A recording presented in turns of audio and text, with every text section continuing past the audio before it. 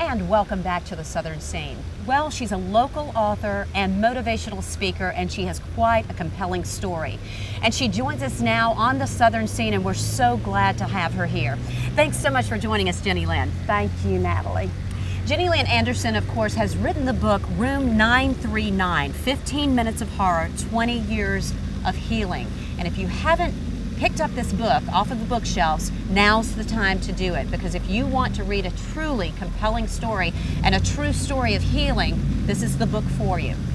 Jenny Lynn, you've really lived through a lot. Let's talk about you. I mean, you're right up the road. I live right up the road in Statesboro. Yeah. I mean, we're in Savannah, so give me a little bit about your background. Okay, well, I live in Statesboro.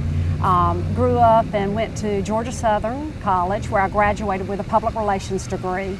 I lived in Atlanta for a few years, and I came back to Statesboro in 1990 as PR director for Willingway Hospital.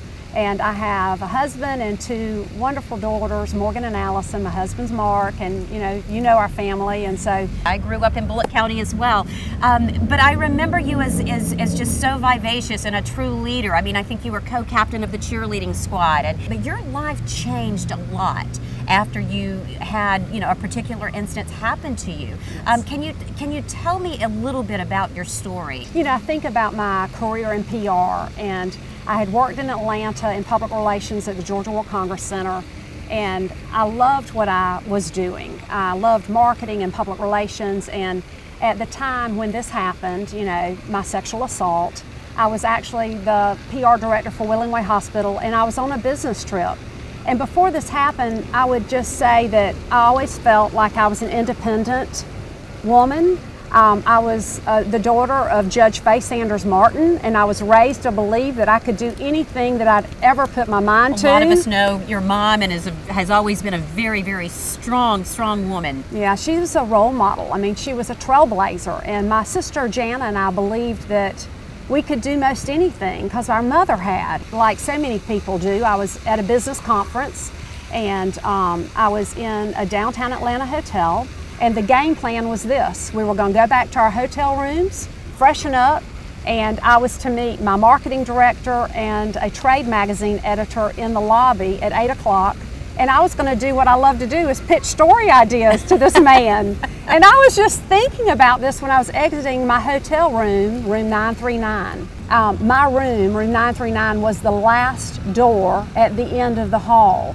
You were inside the hallway. It was an inner hotel. Yes, it was. It was a major hotel with an inside corridor. And so, I was exiting my hotel room, had my pocketbook slung over my shoulder. So I was ready to go. I was ready to go to have that business meeting. And I felt quite secure, and as I exited my room, I was a few feet away, and a man approached me, and really I didn't think anything. We talk about women's intuition, but nothing really went off in my head. But this man suddenly came over to my side of the hallway, and he grabbed me. And just to tell the audience of who I was, the first thing that went through my mind when he grabbed me was, "You have got to be kidding. I am on my way to a meeting." And I took him on. I screamed so loudly that I later heard through police reports that hotel guests came out of their rooms, and I fought him. And then, Natalie, everything changed when he pulled the knife to my neck. So that caused you, that weakened you at that moment. It did. You felt powerful until you saw the knife. I did. And he put the knife to my neck. He just immediately said, "If you don't shut up, I'm going to kill you." And he forced me by knife point back to my hotel room. He repeatedly told me that he was going to kill me unless I opened that door. I can't imagine being in that position, being a woman in Atlanta, where you were forced back into your hotel room. I mean, what was going through your mind? I felt defeat. I really knew that he was going to kill me. I felt the moment he got me to that doorway and I stepped inside, I really thought that I was going to die. You thought about, what about so many thoughts going on in your mind, and that is even debilitating at that moment. It is, but I tell women all the time, I kept my mind clear, and I did want to survive. And I thought immediately, I've got to figure out a way out of this room. But two things happened in that room. I was robbed and sexually assaulted.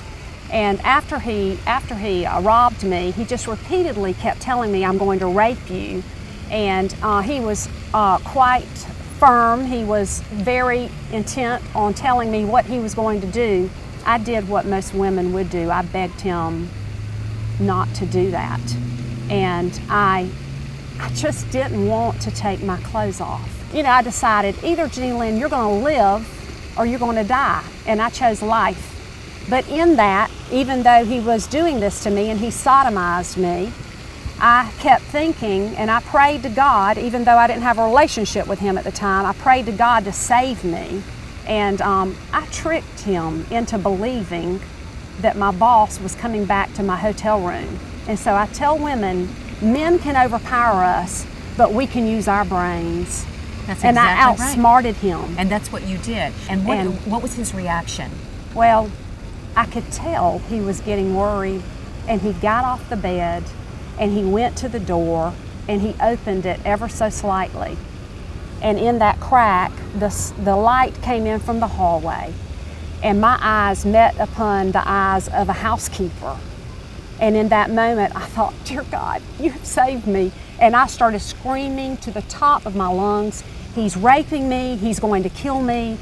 And the man fled out of the hotel room, down the emergency staircase, and they never caught him. So he's never been seen again? No. If you'd like more information on Jenny Lynn Anderson and her book, and if you're going through something in your own life, maybe you've had some type of obstacle that has touched your life, some type of trials or tribulation, you're going through something that you feel like you need that motivation to get through that next day, send us a message here on the Southern Scene.